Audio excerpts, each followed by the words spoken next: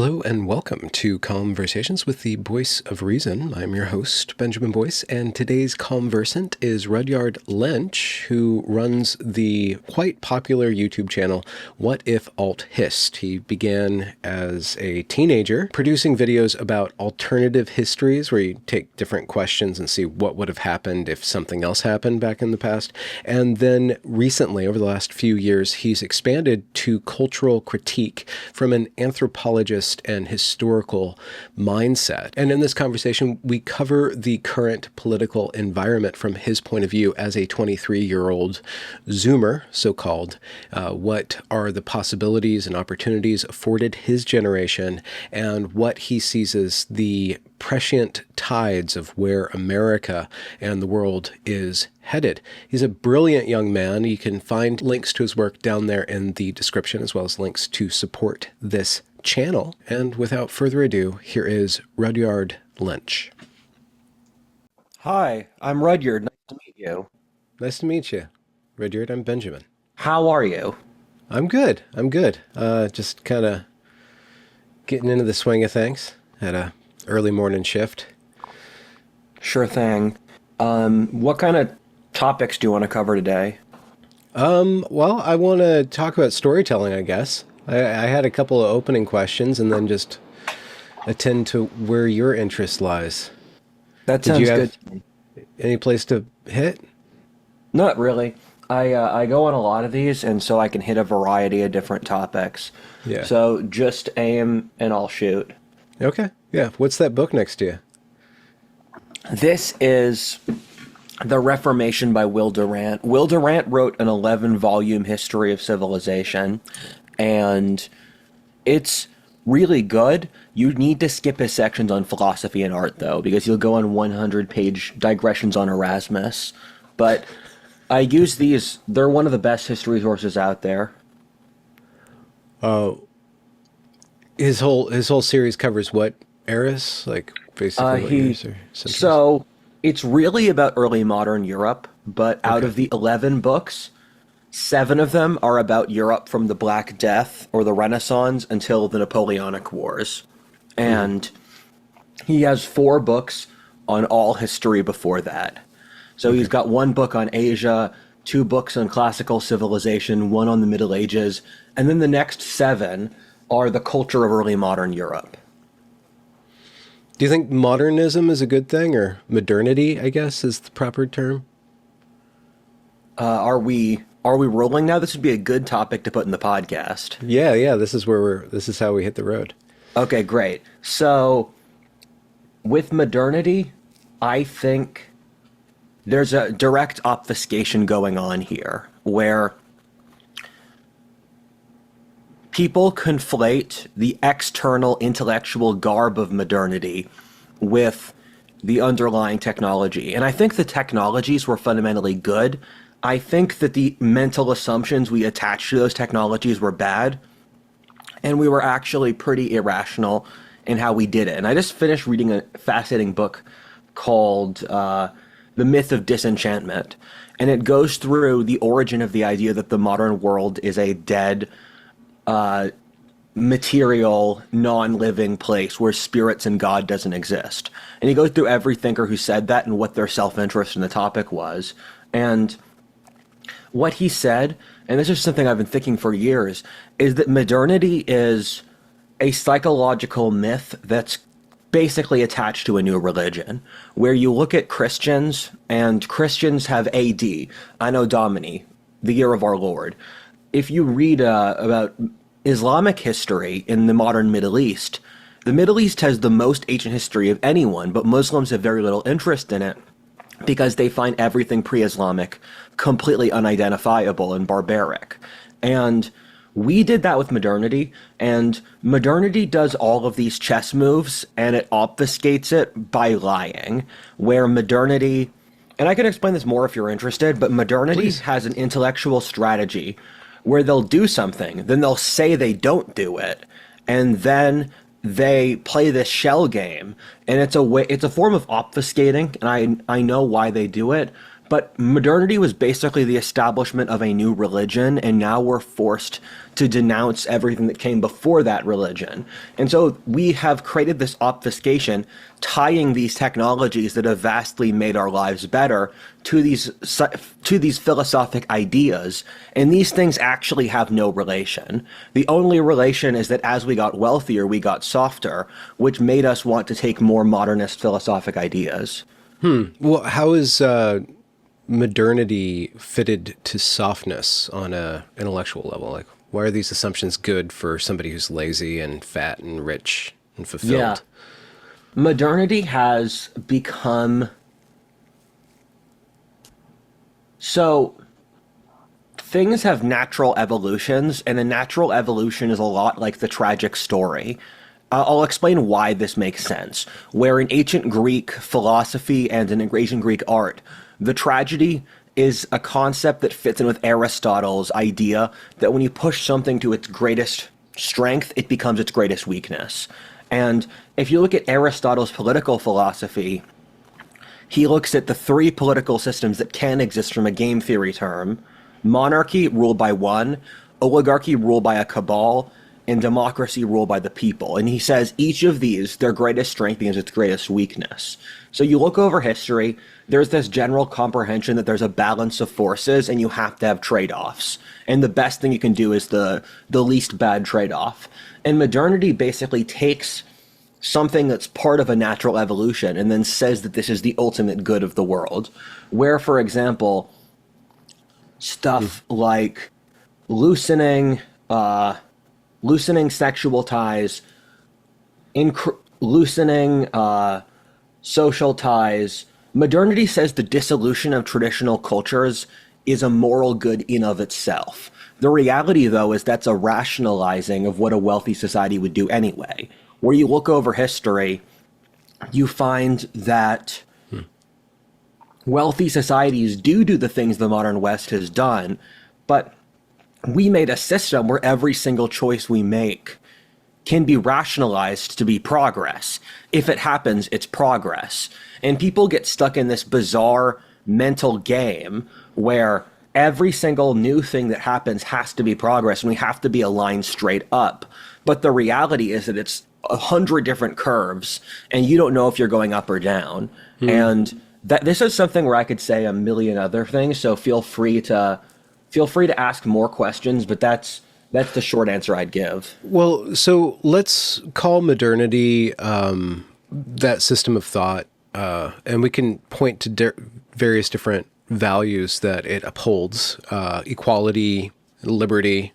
It used to be fraternity, but I think it's progress is probably a different way of saying that, because fraternity is, I don't know how you would map that onto modern day, but there is network effects. So there's something going on there. But if you call that a religion, what would be, I don't know if we can, this is one of the problems I see with the people who criticize modernity and liberalism, is that we have to think of it from a different point of view. And it's really hard for us to get out of that point of view. So what would be an alternate religion, or historically speaking, how have you been able to kind of see things from another lens so that you can critique where we are right now? Yes.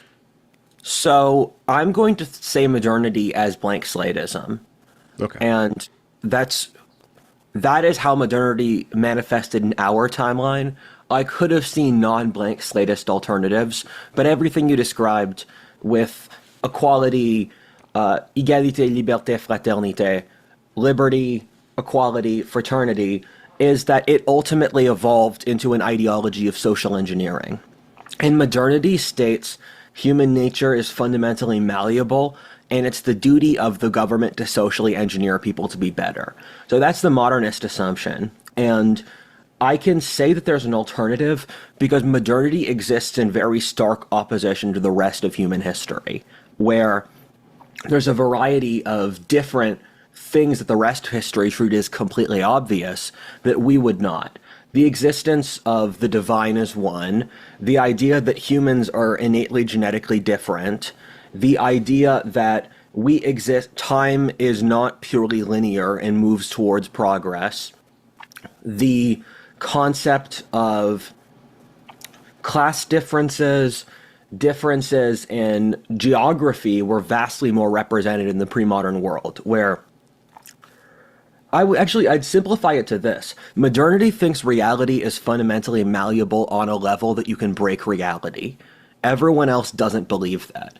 And an example where I'd show that is modernity doesn't see that there is innate mystery or innate beauty in the world, because if something is malleable, it's not going to stay there. And so in the pre-modern world, you have the Iliad back there, and the Odyssey, which was written 3,000 years ago. The Greeks are sailing around the Mediterranean, which was a crazy place that they didn't really know the whole shores of. And even you go back a century ago, which was still a modern society, but there were more leftovers, there was still this innate sense of wonder at the cultures of the world, where most anthropology books I read about cross-cultural analysis are from that time period. And now we don't write anything on that topic anymore because we see culture as something to do away with. Yeah, in order to achieve equality and liberty and maximization of the individual. Which leaves us what? Leaves us nothing. I mean, if you look at modernist philosophy, the issue in all modernist philosophy is loneliness and meaninglessness, because things exist in their relation to other things. And if you take a person, and I like to say the left has declared war on life, because everything the left wants to destroy, they want to destroy community, the nation, the family, tradition, religion, the old art systems. The left has declared war on every single living, breathing organism of a society. And they want to replace it with basically dead material or bureaucracy that's malleable. And it's ultimately nothing you give them will be enough, because the goal that they seek is not something that exists and not something that will satisfy them. So the more they get, the worse they'll get. It seems like over the past 10 years, give or take, basically from 2014, it really ramped up. The left achieved cultural hegemony and in doing so, lost any sort of resistance from ramping up. They kind of achieved a feedback loop, and we call that wokeness, I guess. But that seems to have burnt through most of its fuel over the past 4 years since the COVID lockdowns. So where do you see, if we describe the left as something that's never going to be satisfied and always going to be growing, isn't it meeting some sort of resistance or fail state? Or do you think not? The question is the fail state the collapse of the society or not? And I'm getting a lot of my analysis, I'm getting part of my analysis here from de Tocqueville, where de Tocqueville's analysis of the French Revolution was that it was a war of religion by leftism. And he was writing in the 1840s, so this was way before everything else. And you have a couple authors from that time period who were really glued into stuff. And so what I think happened with the seizure of wokeness over society is that the left has de facto run society since the world wars. You can see that with the tremendous amount of covering up of Mao and Stalin that Western journalists and Western governments did. If we were everything that communists said we would constantly be over that, but we clearly weren't. However, with the death of the greatest generation, the boomers were able to seize total control over academia. And you look at when the greatest generation died, it was around the 2000s.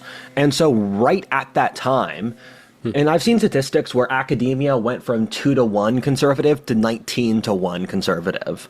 And I think these were cultural changes that had been working through for a very long time.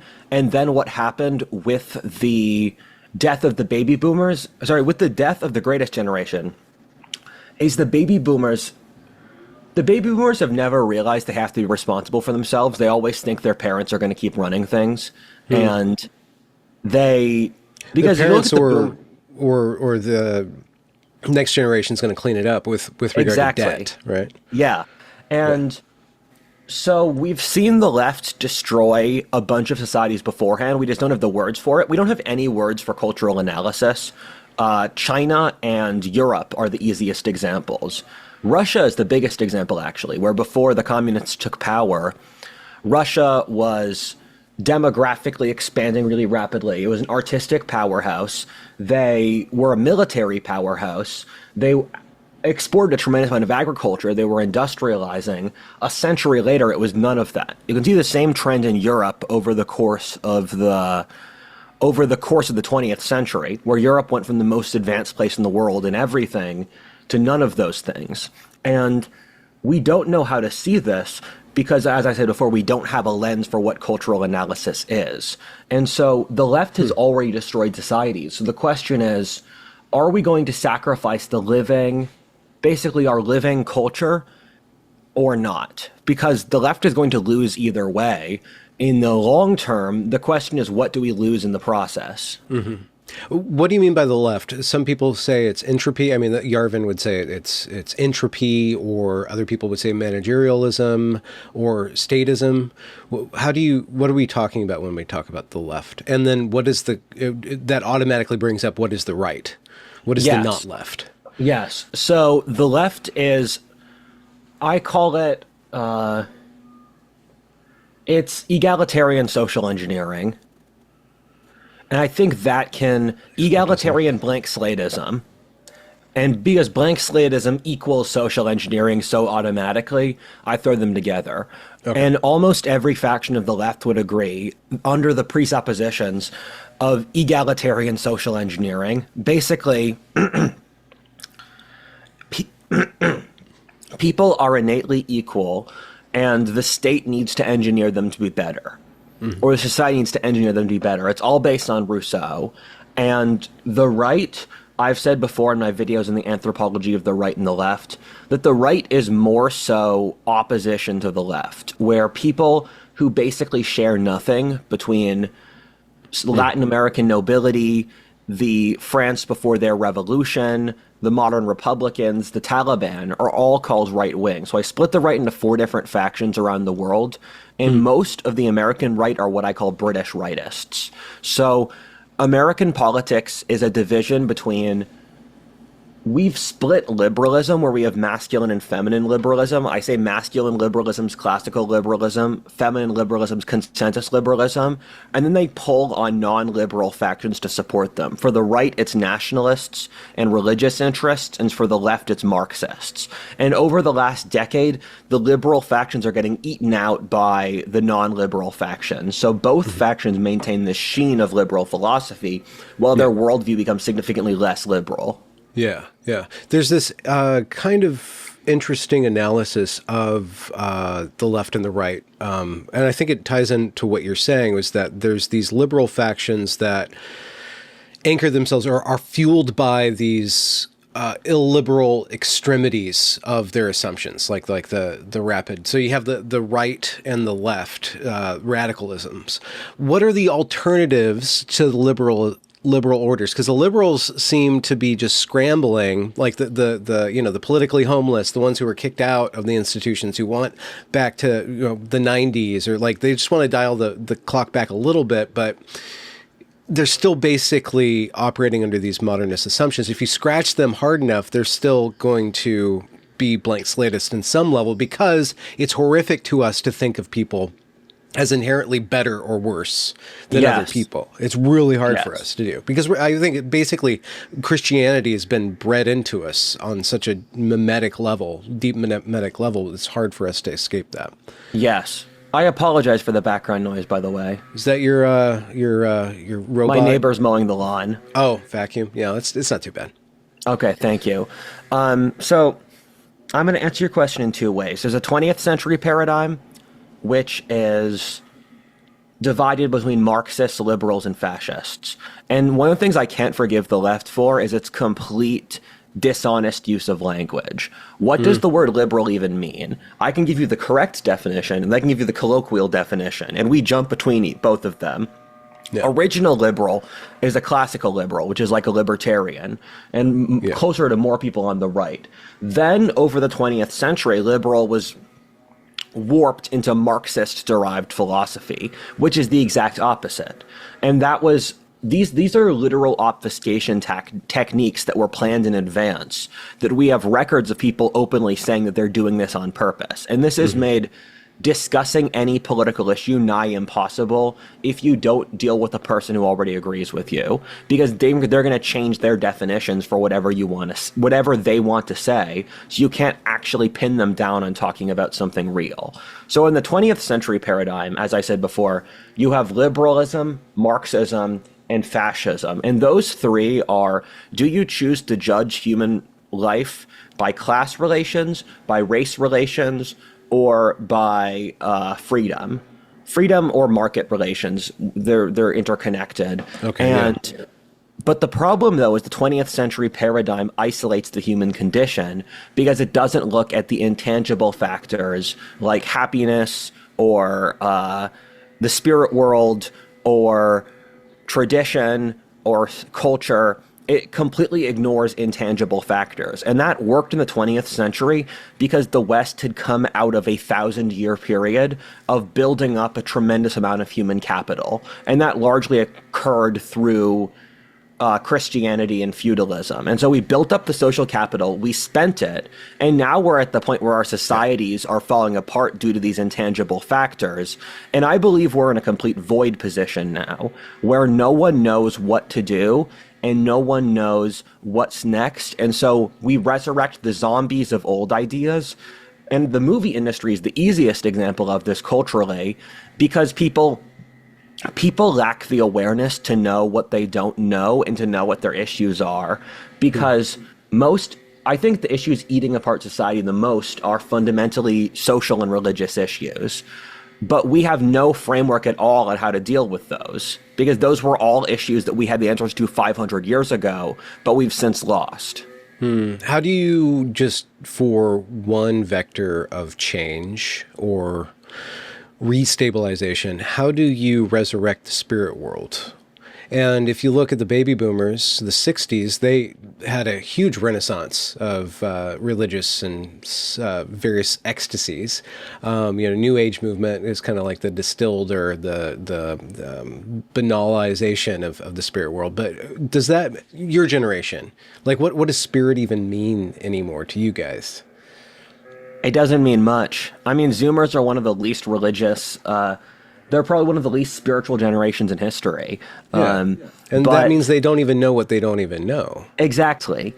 So there's two things here. You've got the mystic and you have the religious. And the mystic is probably something that only a relatively small percent of the population can experience on a deep level. I've done a certain amount of research here, and interestingly, we do have scientific research on this topic, is that there's a small genetic subset of the population that is capable of vastly greater mystic experiences than the rest. The problem is that this subset of the population has a tendency towards arrogance and delusionality if given power. And I would use the example of Hinduism establishing a caste system based around mystic leadership and Plato's Republic. That's two examples of the mystics making a deal. We want to dominate society for our people.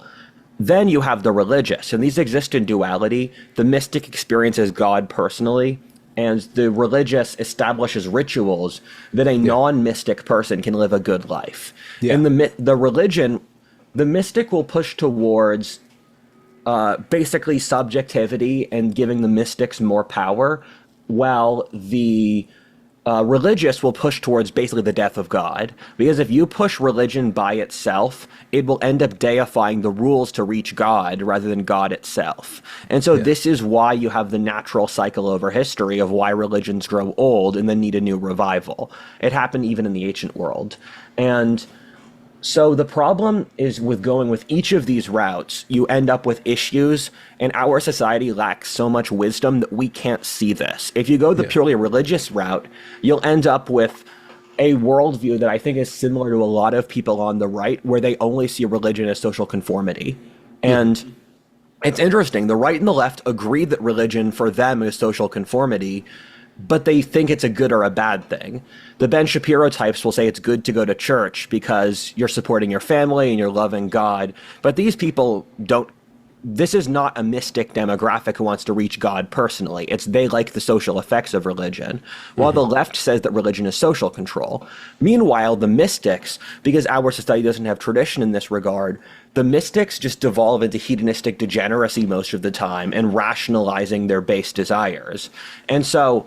Like the Russell Brands. Exactly. Yeah. Yes. And if you look at successful religions, they have a way of bridging the mystic and the religious aspect. And the Catholics are probably the organization that have done this the best. And people forget this because the Catholic Church has kind of been normie-ized in the public eyes. But the Catholic Church is one of the most advanced mystic traditions ever. The Jesuits were originally a mystic organization. And if you read out St. Teresa of Avila or other elements of Catholic philosophy, they would they developed a very intelligent structure where you could progress in the Catholic Church for having both of these paths. And I think that's the big reason why Catholicism has been such a successful organization over history. Because there's this kind of a circulation of the elites, Yeah. In a way? Yeah. Yeah, Catholicism is very good at creating the balance of elites I've talked about in several videos, either on a regional level, across the monastic organizations, and even on a level over time, where Catholicism's had a few really bad periods, especially in the Middle Ages, but Catholicism has been able to launch a renovation and a renaissance of the church at least like half a dozen times. And if you're able to resurrect an organization that many times, it means the organization's really well structured, because most organizations don't survive that long. So kind of re-beginning where we began, the Reformation. That's a Kamala-ism. Re-beginning where we began. No, I'm making a joke. No, don't worry about it. I'm just screwing with you. Fine. No, I can do it. I can. Oh man, she's going to be so forgotten. It's going to be shocking how forgotten she is. But that's another topic. She's going to be like H. Ross Perot, but continue. Oh, but really? less. You think? Yeah, probably less. No one my age knows who H. Ross Perot is. No. Yeah. Okay. Yeah. So she's in her. Yeah. But in 2 years. So when the Reformation happened. From some readings of modernity comes from two things that happened at the end of the Middle Ages. One, the printing press, and two, Protestantism. And you see a lot of what we call wokeness is just the Twitterification or the internetification of the Protestant ethos. Is the Reformation and Protestantism, did we fail to establish a order that could create good people? And like the Catholics did, or is liberalism, modernity, as a Protestant just echo, going through one of the stages, just like the Catholic Church did, of reviewing and then somehow renovating itself? I mean, is there an optimistic arc that we're following? Yes. I'm really glad you asked that question, because it leads to a very important point I wish I've talked about before, which is when you imply mechanistic... I'm going to use a lot of Latin words, but I'll explain them afterwards. When you use a lot of mechanistic causality, you assume that when you make a choice, there's only one option that can come out of it, but there's really 100. And when you look at an event like the Protestant Reformation 500 years ago, you have so many causalities, and it's not clear that the causality we picked is the proper one. And this is how I feel about a lot of World War II discourse, where the people will say blank thing in World War II created today, and I'll think, no, blank thing set into a chain of events that eventually led to today, but if some baby boomers made a different choice, we would have had a completely different outcome. And so for the Protestant Reformation, it sent a bunch of dominoes falling. But the problem is that each of those dominoes is conscious, and they made the decision to fall. And so in this way or that way, as opposed to that way. Yeah. The third factor I'd throw in there is the discovery of the New World. And the discovery of the New World's really important because it shows that the ancients did not have very important pieces of knowledge. And that was the discovery of the New World was so enormous. I think it's destroyed respect for tradition because it's such an enormous variable that people's ancestors didn't know about. And It was similar to scientific discoveries that just exactly, kind of yes. blew our brains out. Exactly. And so the Protestant, I've said before, and if you watch History 102, I talk about this a lot in the last episode in the Protestant Reformation, is the end point of Protestantism is something like wokeness, or the unhealthy end point of Protestantism is something like wokeness, and the unhealthy manifestation of something like Catholicism is the European Union. Because both wokeness and the European Union are bureaucratic structures spreading from Protestantism or Catholicism where you remove God. And once you remove God from a religious structure, it becomes this cancerous, all-consuming bureaucracy because it doesn't know why it lives anymore. And for the European Union, it takes the Catholic bureaucracy, the transnational union, cultural influence over independent countries, and this Western identity, and then its ultimate aim is stagnating Europe and holding Europe back. Meanwhile, wokeness is this hyper-subjective, hyper-individualist ideology where you're not allowed to tell someone has an incorrect representation of God. Okay, back to the root question. How do you get God back? There's a million ways you could do that. The question is, what do you want to pick? So we've found there's a variety of methods to hack into the spirit world, and the question is, which one do you want to use? Because there's so many. There's only one spirit world from your point of view? We're going to get into the CIA stuff. So, this is one of the nuclear bombs I was surprised was just lying around. I found this nuclear bomb and I thought, why isn't the news covered this? But the CIA has decades of research that the spirit world exists. And they sent hundreds of people to the spirit world. Most of them were able to see it in a replicable manner. The Army's independent investigation of the CIA's research was accurate. And here's the other sticker. The Soviets had their own research in both Czechia and Russia, which found the same thing as well. So keep in mind, until World War I, the most educated people in the West, whether Nikola Tesla, Marie Curie, Thomas Edison, Queen Victoria, Charles Darwin, even people like Freud or Karl Marx believed in the spirit world, but they kept it on the down low. They were researching this stuff, but in their public-facing worldview, they didn't talk about it. So, well, wait, could we pause just right there? Why did it go out of fashion to speak about it for Marx and Freud?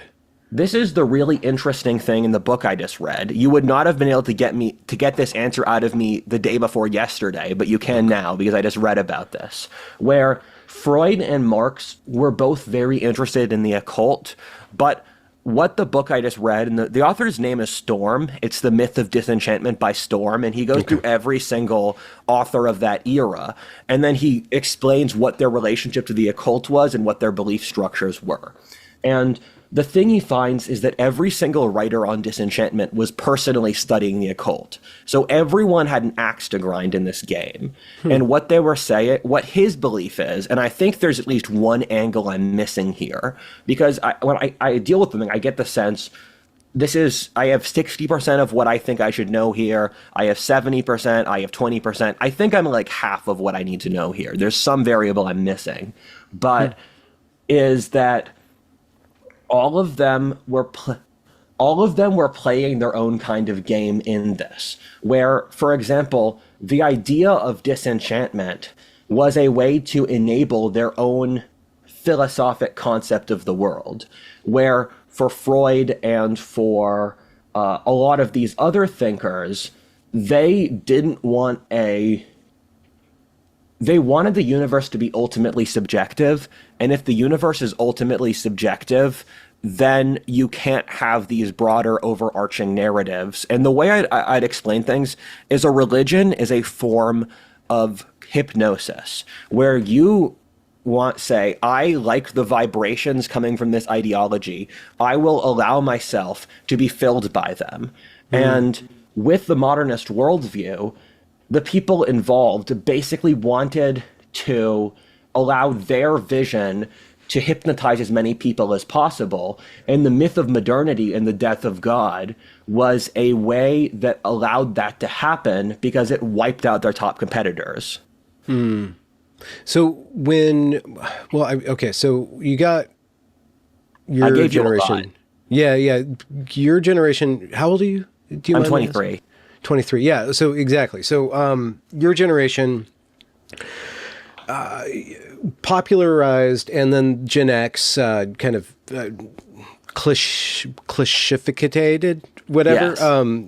vibes, right? You guys Yes. run off vibes, and TikTok vibes. So Yes. it plugs directly into what you're talking about religion. Like, we have certain amount of ability to choose what frequency we want to go on. Yeah. But we're going to be pulsing together once we get invested in this, and you see those network effects happen on social media in a variety of ways, fascinatingly ways. And I think a lot of us kind of deny that we are participating in some sort of ritual when we go on Twitter and we talk about the current thing, the thing of the day, and we put flags in our bio, or we make fun of people with flags in their bio, but we're all kind of in these dialectical relationships. So from your point of view, and your generation's point of view, like, what are the vibes of liberalism or the vibes of wokeness? Like, what is kind of attracting people or disattracting people? And I think that I'm fumbling towards a question here. It seemed like there was a quote unquote vibe shift with the election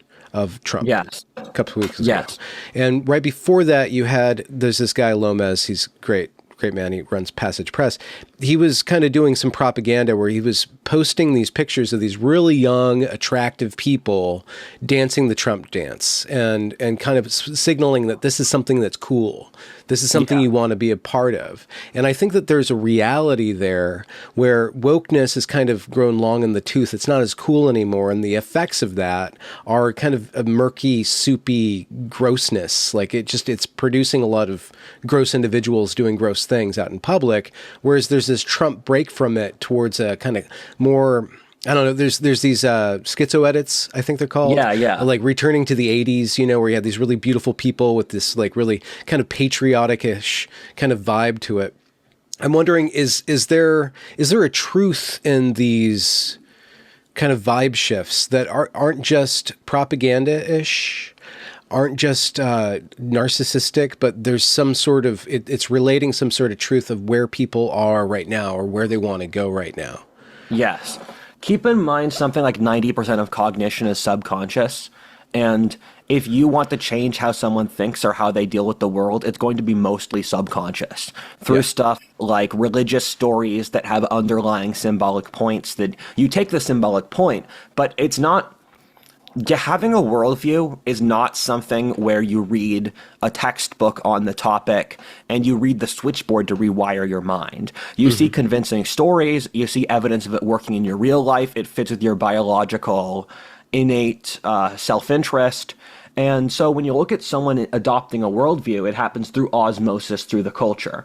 And you can see this with the meme of Gilead, The Handmaid's Tale, like how young women are taking that up as kind of like a weird kind of rape fantasy almost. They're pushing it to such an extreme where they're you kind of sense that they're getting pleasure out of fantasizing that they're going to be stopped at the border and checked for ovulation and stuff like that. Yeah. That's one of the things Cat Girl Kulak has something really funny about, where he said, The Handmaid's Tale is a fantasy where you are the sex slave of a high-status man, and he basically pleasures you in front of other women who have to watch, and then he's forced to have children with you. It's vaguely 50 Shades. If you ever see removal of responsibility with high-status man, assume there's a female sexual fantasy.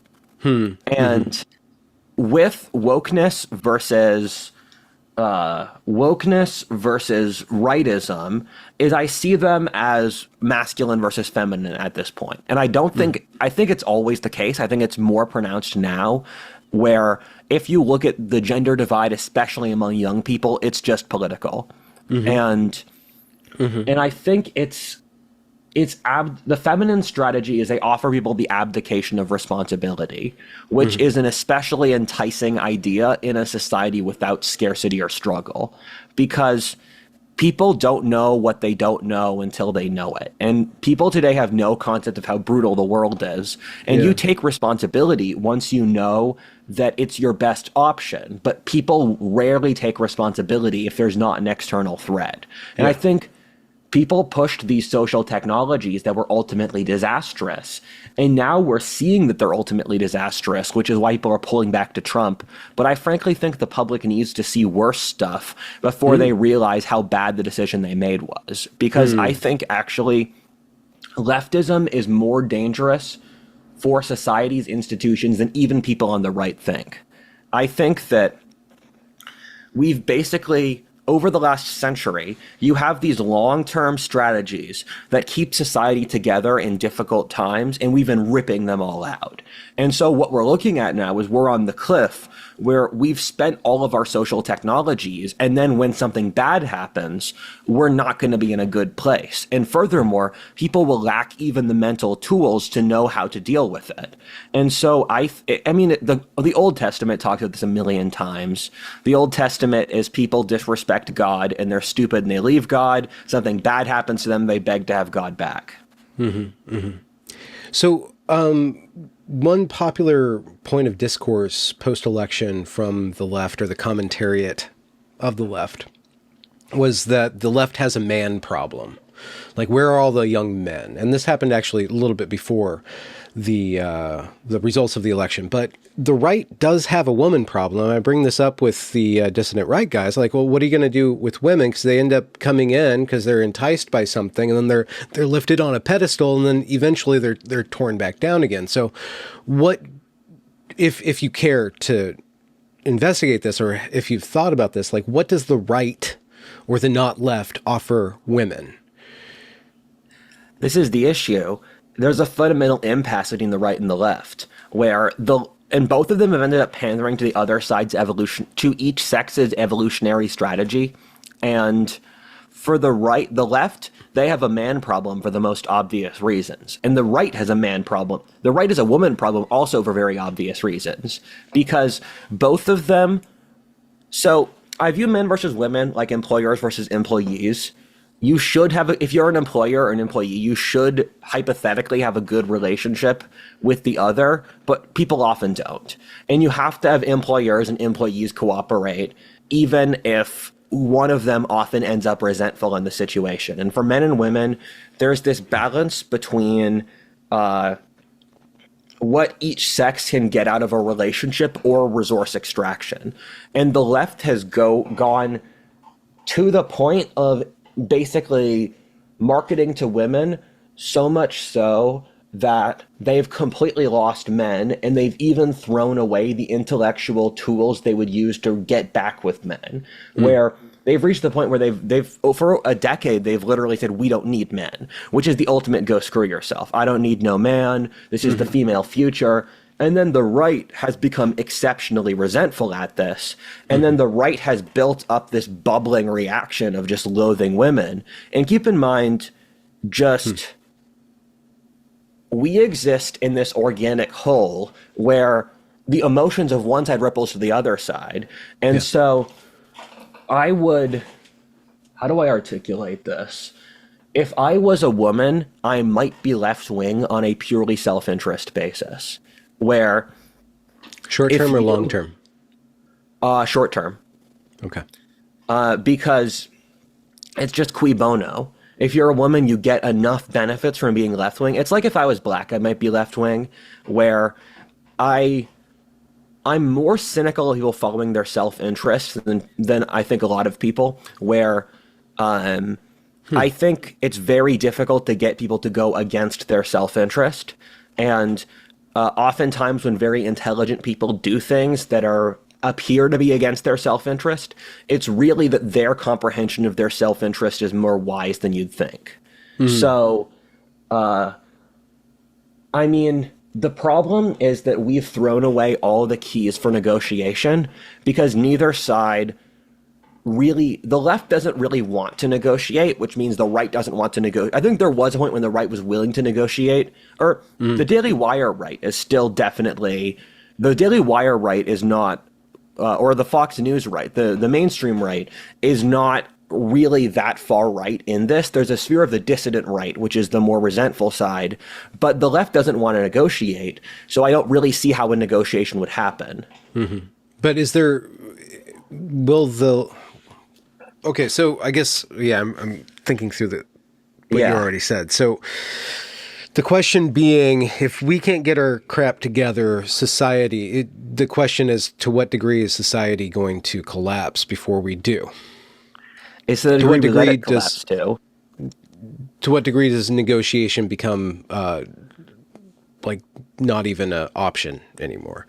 So aside accelerationism, what ways, speaking kind of speculative fiction wise, what seeds could you put in for negotiation tactics to come back? Just speaking to your generation, speaking to young people. Yeah.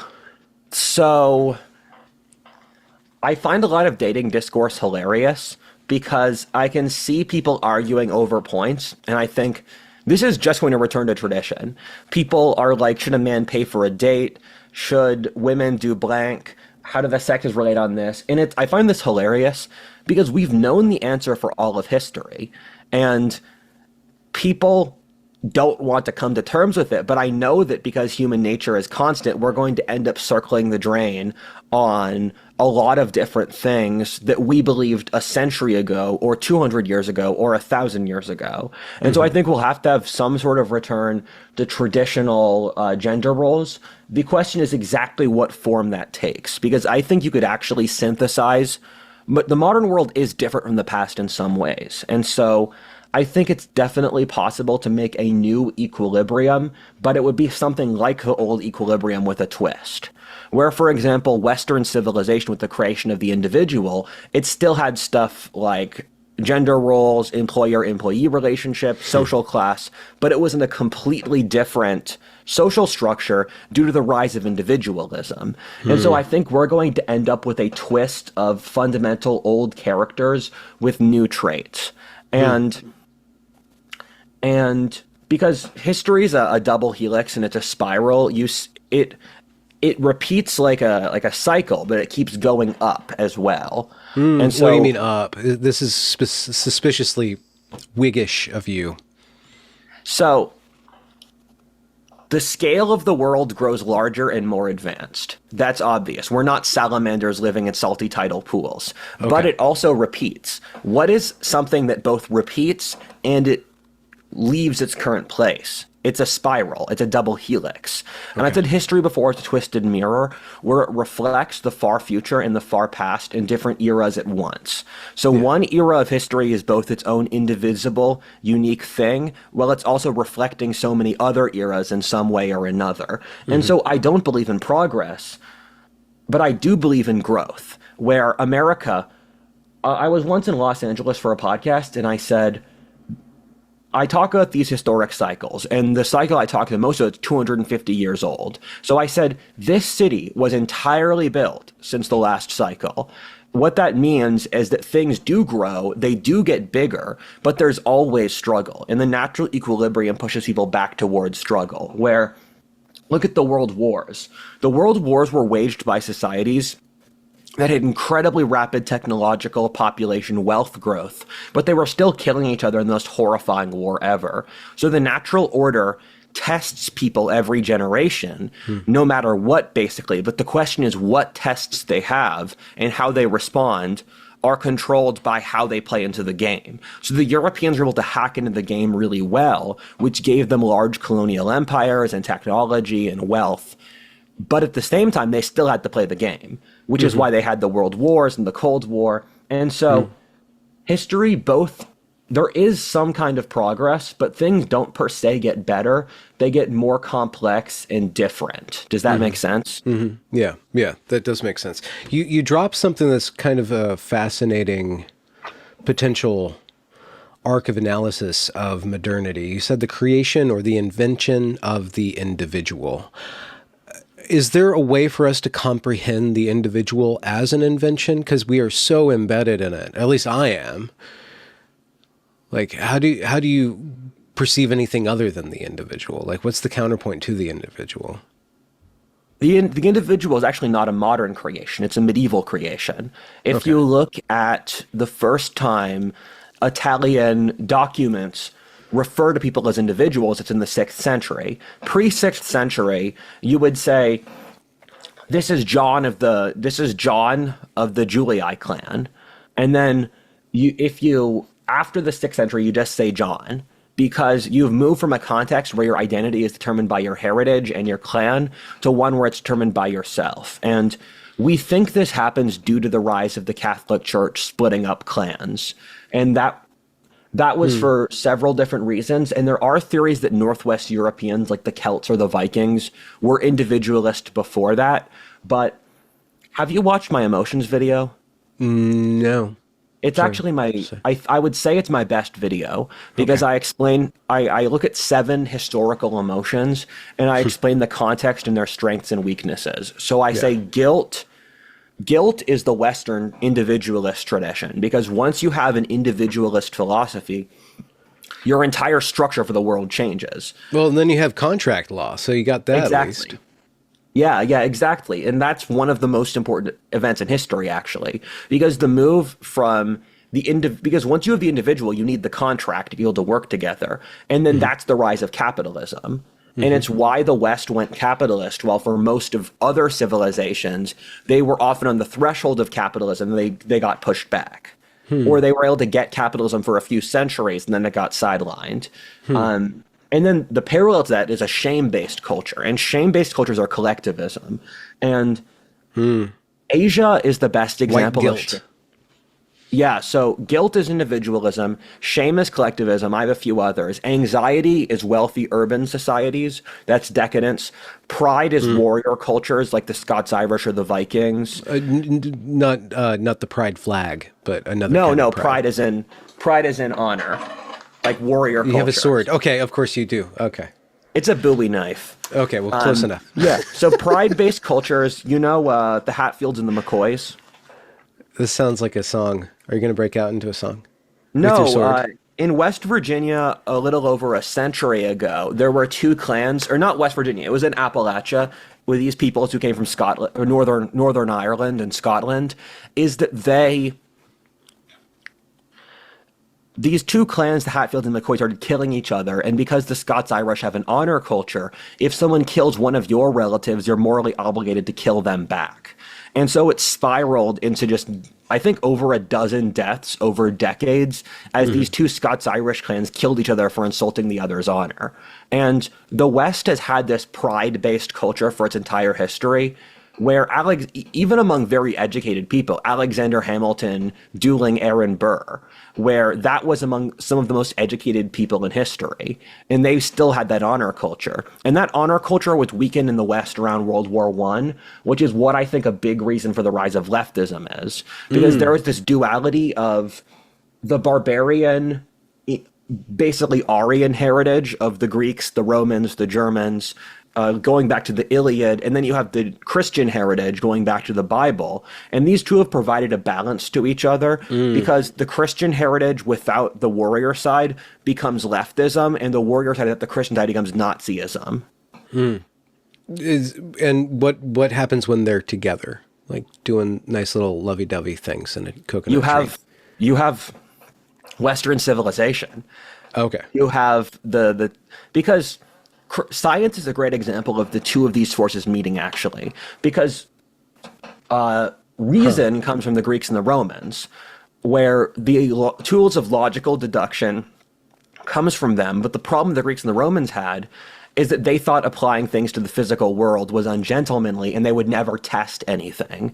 For example, Aristotle said that heavier objects fall faster than lighter objects, because that was rationally true. But then in the Renaissance, a guy tested it, and within 10 seconds, he figured out all objects drop at the same speed.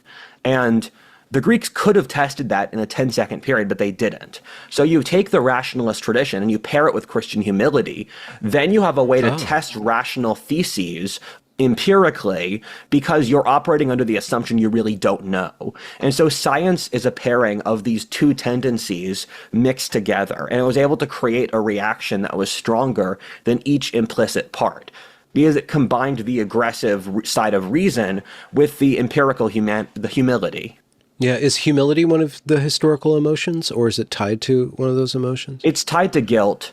Humility is more of a Christian value. Yeah. Each major world religion, I like to say each major world religion asks a different question and it gets the answer for the question it asks. So Christianity, I think a reason Christian societies did so well is that Christianity did a better job of breaking out of the box of any other religion, where the way I'd articulate this is Islam is predicated upon loyalty, where Islam means submission. Christianity is predicated upon humility, and Confucianism is predicated upon respect for authority, and you have Buddhism upon disattachment. And so the Buddhist question, for example, is how do we avoid suffering? And so the Buddhist worldview doesn't treat the physical world as interesting because its role is to get out of it. Islam asks the question, God, tell us what is the best thing we could do? Because Muhammad was a reaction to Muhammad's thing was he wanted to remove more of the vague elements in Christianity to make them better stated.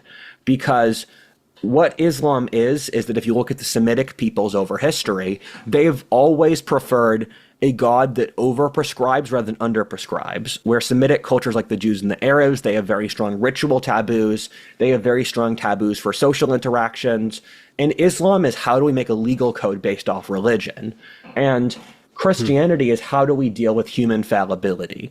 And the human fallibility box, it allows you to break outside of your society's current cultural understanding because you think about what you don't know more than any of the other religions.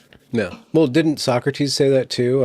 All I know is that I don't know anything. Is that yes, like an echo, that's part of the Western tradition, where if you look at the guilt-based axis, it gains dominance with the fall of Rome, with the rise of the Catholic Church, but the guilt-based axis goes back into the ancient world. Socrates and the Stoics are the first guilt-based thinkers I know of, where guilt-based philosophy is predicated upon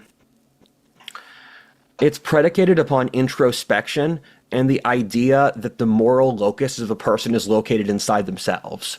Where if you look at Asian religions, tradition is the ultimate locus, and you compare yourself to tradition. In the Western tradition, you compare yourself to your own personal moral standard. Yeah. Or not your own personal moral standard. You compare yourself to God's standard, and in the Christian tradition, the tradition can be wrong, and that's not true in their other religions. Because keep in mind, Christ was an unemployed carpenter's son who was immorally killed by a corrupt colonial government. So it's way harder for Christians to do stuff. Although they did do it, it's way harder for Christians to have colonial empires or shove standards onto people or do the harder side of things than for other religions, because implicit in Christianity is the ruling class screwing up massively and the traditions of a society massively backfiring. I keep on coming back to you guys, your generation. Like, yes, you said something about liberalism taking God out of the equation, or various different aspects of modernity, like building the structures and then taking God out of them. It seems like God is going to keep on coming back, or in another way of saying it, there's going to be questions that each generation asks. Yeah. What is the question? What do you think the question is? Why shouldn't I kill myself? Why I think that's the answer of human existence. Okay, why do you keep living? This is the existentialist kind of philosophy then. Yes. The ultimate question of all human life is, why am I here? Okay. Well, no, those are two different questions. Why am I here and why shouldn't I kill myself are two totally different. Or are they the same thing? The point I'm trying to convey is, and I'm taking an especially satirical tone to this due to the mental health. Yeah, I can see your face, and I hope people see that there is, and it is the mental health thing, because I'm thinking that a lot of leftists, especially leftist females, identify into having a mental illness or a mental condition somehow. Yes. And so the question we have today is, why do I do this? And what is my underlying motive? Because when you remove that, you remove direction, where higher forms must ripple to lower forms. And What that means is that, I see this in the history of religion as well, is that a society's religion will control its financial transactions, it'll control its family structure, it'll control the most base levels of daily interaction, because the lower forms replicate the higher forms. Your concept of how you relate to God means how you relate to other people. And when you remove that, the question is, why am I doing this? And this is the question that especially plagues Gen Z. And we don't have a good answer for them because we've completely abdicated on that front. We don't think about that at all as a society. But so with the internet, you guys growing up with cell phones from your age 5 or iPads, you guys are always interfacing with an interface, with a human interface. How does that change or shape the question or inform the questions that you ask?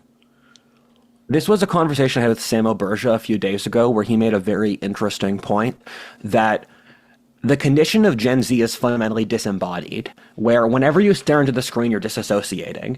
And if you look at recent art, the current art we have is incredibly disassociated. If you look at no, if you look at the transgender phenomenon in your generation, exactly. It's disassociation. Yeah. Yes. And the transgender phenomena leads back to the question I'm asking, which is, why do I live? Why am I here? Because what trans demonstrates is that a person is at such fundamental dis-ease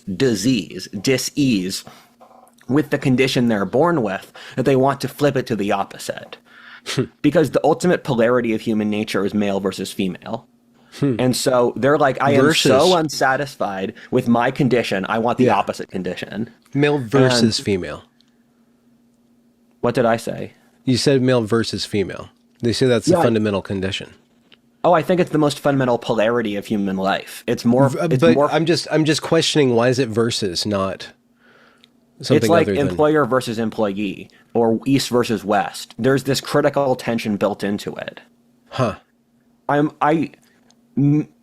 not attached to the versus framing. I could say masculine and feminine.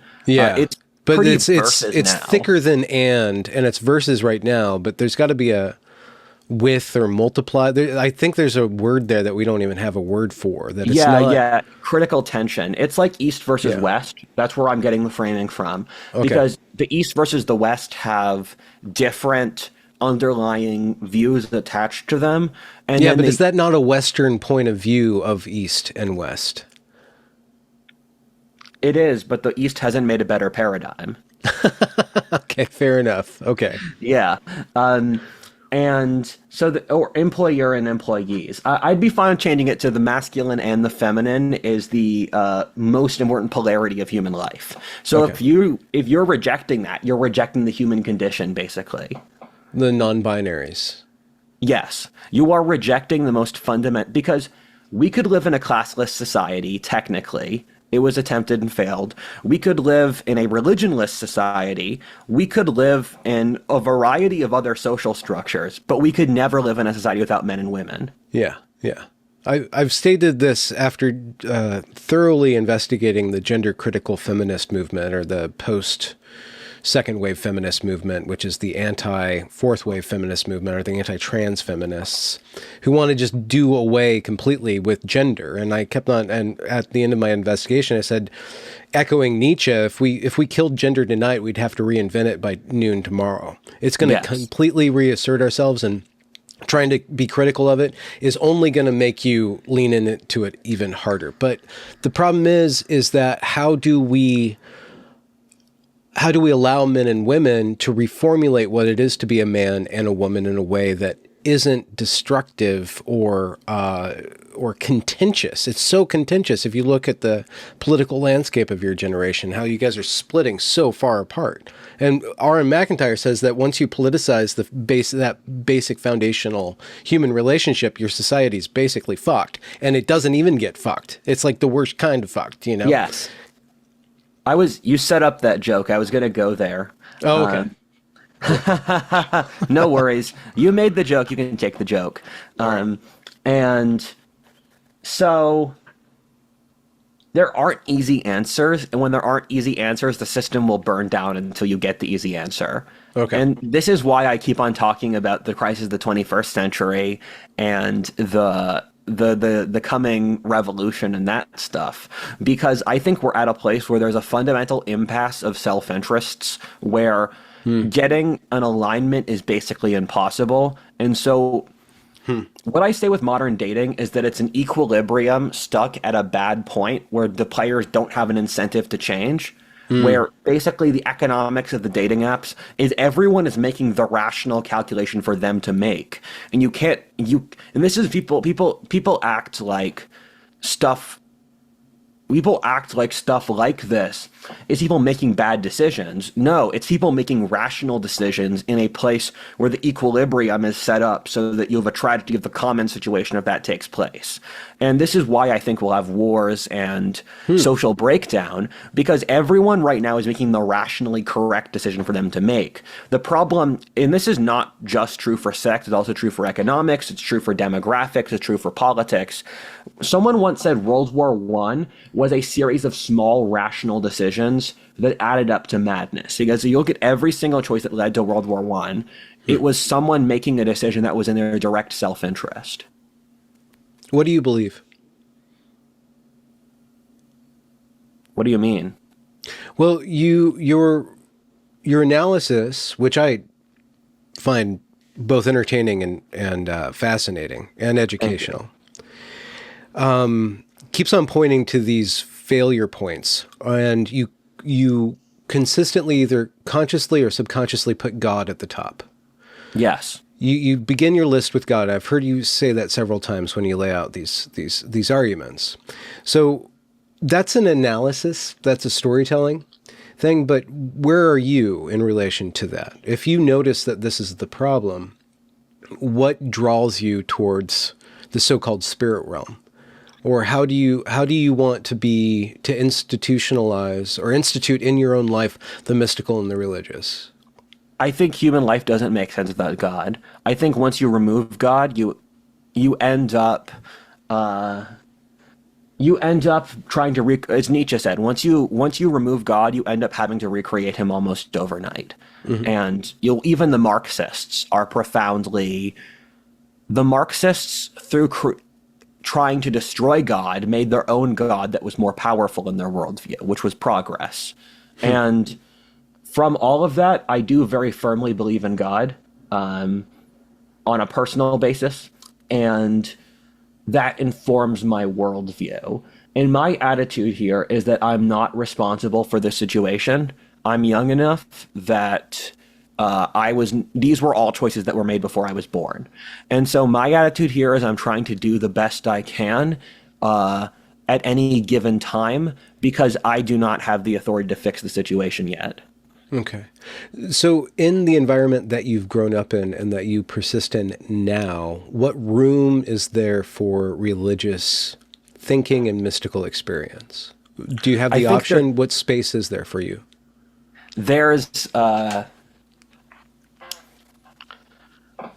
There's a complete absence in the ability to see the world holistically. And that's what I've been trying to do, trying to create a holistic analysis through which you can look at an underlying factor and see where it connects to another factor. And I see myself as I'm articulating a secular worldview. No, that's not what I'm saying. So I am religious, but I'm trying to explain the world through history and anthropology in a way where you can see it as a living organic thing, like a natural ecosystem. And so if I could get people to see that the world is a natural ecosystem, which one part ripples to another part, etc., I think that could heal part of the void of disembodiment.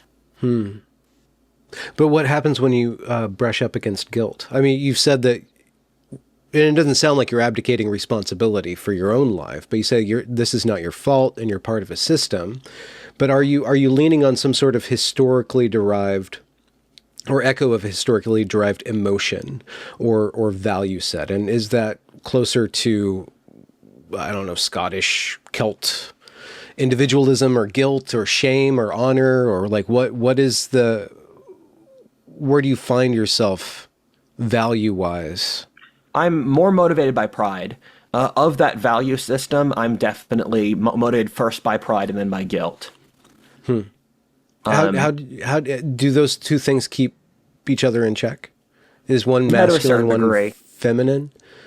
Yeah, So you got that I first? have the duality I think most Westerners have to a lesser degree, where I am a Westerner. I was raised in the West. I think I do have, or at least for Western history, we've lost the pride side of it. Yeah, I think they do keep in check. I don't have the value system of a Viking warlord, which is what you would have if you completely missed the guilt axis. But also, I'm not a Bible Belt, or I don't even know if that's the case. I think the Bible Belt still is some of the pride culture. I think leftists, ironically, are some of the most guilt-motivated people ever, even though they've lost God. And the way I see things is that I have however many pieces on the board I have at any given time, and I move the pieces with what I can, and I try not to worry about the things outside of my control. Okay. All right. That's kind of humble. What's coming up? What's the future look like for you? The future, historically speaking, and also just for you on your Yeah. journey, So the your next work. video I'm writing is called Shatter the Glass, where I've made 11 assumptions that modernity has that I think are making us unhappy, and so it's rewriting those assumptions for a different assumption. And so one of modernity's assumptions is that nothing is enough. And for example, we have one of the wealthiest, the safest, the most hygienic, the cleanest, one of the freest societies Yeah, the legally. least discriminatory. Yes. And we're still miserable. And what that suggests to me is that even if we got everything they want, people will still be unhappy. And thus their unhappiness is predicated more so on their internal state than the external world. And and so I got actually got 12 of those, which is basically assumptions to rewrite because in psychology and with trauma therapy, you find consistently people have neurological assumptions that they don't understand or that they don't articulate, and then these will ruin their life. And I think we have a variety of those, and if we don't examine them, we're basically doomed. Are you hopeful? I have to be. Okay, you I'm have too to be. young to be pessimistic. Okay. Well, what do you want out of life then? I want to live a story worth telling. I What does want to that be able mean? to. Like climbing a mountain or riding a rocket ship to Mars, or We'll have to see. yeah, it's kind of just open. Yeah. I've already tried to. I don't know what my life is going to be. I could never have predicted this far. Yeah. And I look back on my life with some degree of bemusement because it wasn't what I planned. And so I just I'm just here. I'd like to. One of the things I think I could do is I think I could analyze underlying assumptions from a historical perspective that make people unhappy or cloud up their worldview. So on a professional basis, I want to help people understand the world in a living way. I like using the phrase living history because we have to understand our place in the past, enjoy the present, and then use that to see the future. And I want people to see the world as a living, dynamic, exciting, breathing place. And for me, I'm here for the ride. I've done enough weird stuff in my life that if I get offered something strange or crazy, I'll take it because it's you only get to live once. What do you find really fun? What's your fun thing? I love listening to music. I love writing. I love writing my videos. I love cooking. I just I like seeing new parts of life. And so when I was a digital nomad, I lived in a bunch of third world countries, and that was really that really opened my mind. And I think I'm going to say I like seeing as much of the tree of life as possible because in a lot of mystic traditions, human consciousness has different, they call it the tree of life, where it's different peoples, different cultures, different things. And I get off on the ability to basically wander around and see different things and try Yeah. different things. And I scored like past 99% in trait openness on the ocean test. Yeah, it takes a certain type of personality or even genetic makeup to be on the outside. And it's kind of it seems to me, and this is probably wrong, but it seems to be kind of a European phenomena, the ability Oh, to be that's kind of in accurate. between cultures. But Yeah, it is. is that cosmopolitanism? Like what does that do to one's worldview to not be nested in a belief system, in a family structure, like rooted in place, but rather a moth kind of flying around this human tree? You're forced to be free. And what do you lack? What's the trade-off? Or is it fine? It's fine for certain types of people. It's not fine for others. Yeah. Well, I And guess you would find yourself in you're it. right. It is a certain kind of genetic subtype. But oftentimes, to wander around life, you do have to be attached to certain things. Yeah. And I've been doing this channel for 10 years. That's a great example. And What did you start? 13 years 13, old? Were you yeah. just typing up Reddit threads and broadcasting them on YouTube? Is that what you were doing? So I did alternate history, which is like, what if Yeah. the South won the Civil War? What if the Nazis won World War II? I did that for 7 years. And Why did I you start at dropped. 13? Yeah, That's I really did. young. Yeah, why? Thank you. What I was prompted bored. Because I read a lot of alternate history threads, and I didn't think Yeah. they were very well done, and I thought I could do it better. And so I made an alternate history channel. I did that for 7 years. I was stuck at home on my gap year, and for COVID, because I took a gap year between high school and college because I hated school. Jeez. And then I got stuck at home during COVID during the gap year. I decided to go full time. And then when I was my freshman year of college, I dropped out of school and moved to Mexico. What did you find in Mexico?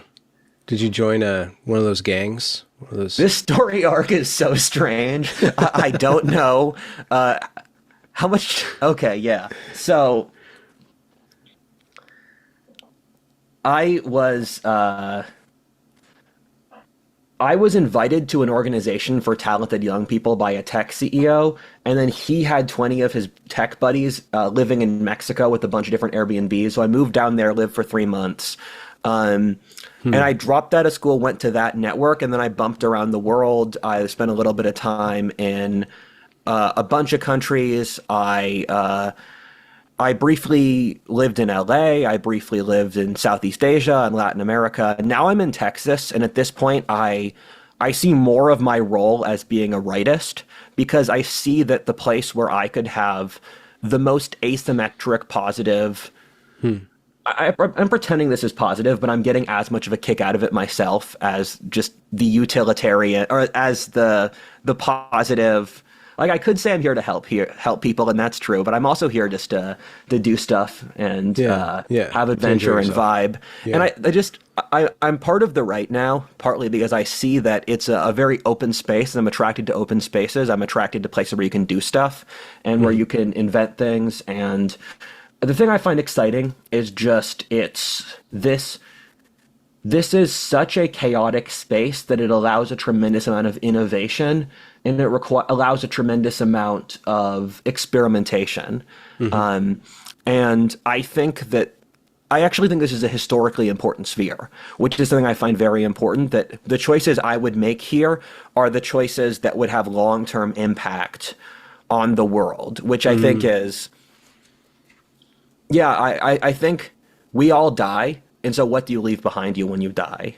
Yeah, the ripples. But what is I've been fascinated by this rightist sphere as well, because I feel exactly how you feel. Like there's this potential here, but it needs to go through several orders of magnitude evolutions. What direction do you think it's taking, or will it just continue to be chaotic and just a bunch of different things are just going to pop up, and then some of them are going to go mainstream or something like that? Is there a direction to it? And is it fascist? Is it what So- the left so scarily says of it? Parts are fascist. I definitely say that. The parts the left says are fascist aren't. Where I would say Trump is not a fascist. I see very few fascist elements in Trump. Twitter anons and certain sub-factions of the right definitely are fascist. But I think they could only seize power if there's a social breakdown. And I think the mainstream right now is mostly classical liberal. And the reason I'm here is I think the right is in a place of potentiality where it could go to a good or a bad place. And I think those are the places that are important to be. Because if something's a preordained conclusion, there's no fun in that. Yeah, absolutely. And the right's in a place where it could become a very healthy organism or a very negative organism. But I've asked lots of people on the right, where is the right going? Yeah. And they don't have an answer. No one knows what the answer is. And when no one knows the answer, that means you can help create the answer. Yeah. What kind of syntheses do you see as necessary for it to become a healthy movement or to spark something great in the world? So I'm going to be especially cynical here, and I'll say that I have a motivation in establishing a movement that's open for people like me, because I'm not a religious fundamentalist, I'm not a pure materialist, I'm not I wouldn't consider myself a rightist dogmatist, but I want to establish a culture which allows people who are free thinkers and who are more mentally fluid, because those rarely exist. And so I want a place that has, much like most of Western civilization, has a moral code, but there's a degree of flexibility for the individual. And I think you have to combine some degree of, I want a place based upon abstract moral principles, not based around group control. What kind of patronage network needs to exist to support that? Does it already exist? Is it top up? Is it bottom up? Top down? Is it like the tech CEOs, PayPal mafia supporting this, or is it crowdfunding? Yes. So both. Yeah. The organization like this has not come into existence yet, so it's unclear what it's going to be. I would ultimately prefer an outcome that pulls from as many different sources as possible. I think if it's top down, it would not work, because they're trying to appeal to basically disaffected white men who will be able to sniff out top-down authoritarian manipulation. Because the people they're trying to deal with are people who are already so tired of authoritarian manipulation that they themselves would not want to deal with that. Well, if it's too bottom-up, it'll lack direction. So I think you would require some kind of organic synthesis that would be... Yeah, it would require an independent organic synthesis that would be able to appeal to both of them. I guess kind of closing topic. What's your take on, so Trump got elected. He's doing this, he's hiring all of his cabinet members, and he's plucking them from the 40-year-old set. Yeah. What is that a reflection of something good? Is that like a reflection, like what kind of vibe does that give off? And like what do you think about that? I would believe it's a good vibe, because 40-year-olds are better than 60-year-olds, and we've been hiring 60-year-olds before. And I think there's this general generational cutoff where I think boomers are completely alienated to everything going on now. I think the boomers have no idea, and I think the 40-year-olds have some idea what's going on, and I think they're more reflective of... They've been more willing to break out of the technocratic, bureaucratic paradigm, because even conservatives in the boomer generation belong to that paradigm. And the thing that I find happy about Trump's new leadership coalition is it's people who aren't dogmatists, and it's people who aren't... it's people who aren't dogmatists, and it's people who are relatively open. And I think for something like, I don't want the right to take on a formation that's like something before. I don't want us to just be Christian or just be fascist or just be liberal, because we know what that entails. And so when you have people who aren't dogmatic, it allows the creation of a new synthesis.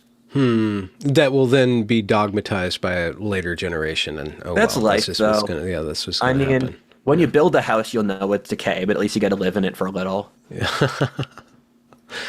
So, Rudyard, you're a fascinating individual. I highly Thank suggest you. my audience check out your work if they haven't already. You said your emotions video is one of your best. Do you have like a top three Yeah, hits? so the emotion video is my favorite, but also when you look at the videos, if you look at pop music and you ask pop musicians what their favorite song is, it's never the most popular one with the audience. Yeah, yeah, It's yeah. always this obscure song, and then people normally hate their favorite music, their favorite song. So if you guys were to start watching my content, I would recommend Emotions video. I would recommend the Coming Far Right Backlash video, and I would recommend. Actually, I did the Secret History of the 20th Century. What was the most disturbing thing you've discovered once you switched from alternative history to anthropology and history? The most disturbing thing I found was the left is suicidal. I think the left is actively trying to commit civilizational suicide. And I think we massively enable it, and we're not realizing it until it'll be too late. I mean, it's all over the place. Their worship of abortion and transgender surgeries are incredibly anti-God. Like they're about Yeah. as anti-God as you can get. No, I'm not Yeah. saying abortion inherently is that, but their worship of it. Yeah, yeah. It's so when you there are certain things, and this is true for dating and red flag dating, that you'll see someone have a certain tick or psychological trait, and you see that, and your opinion of them changes overnight because you think the mind that is required to create that thing is so disturbed because we all put up this facade of being socially palatable and polite, and then behind the polite sheen is your actual psychology, and you don't know that with a person until pretty far in. It's funny, I've had friends for years, and I move in with them, and then you realize they're a completely different person because the person even you see when you're hanging out is not the person when they're at home. And with the left, I see enough red flags that I'm horrified. Wow. Wow. Do you are you looking for a girlfriend? Should we put the word out on the street that you're available? Just want to be I want to pay you back for your time, maybe put the word in I the... don't need that, but thank you. Okay, all right. Okay, fine. Okay. Rudyard, I'll link to your work in the description. Do you have a book or No, are I you don't. planning on it? Are you going to do that? Do you have I'll to write do a book that? at some point. Yeah, no rush. Oh, yeah, so, yeah, I guess I'm not in a rush. Okay. Yeah. All right. And if somebody's looking for just a great mind screw of a book, where would you point them to?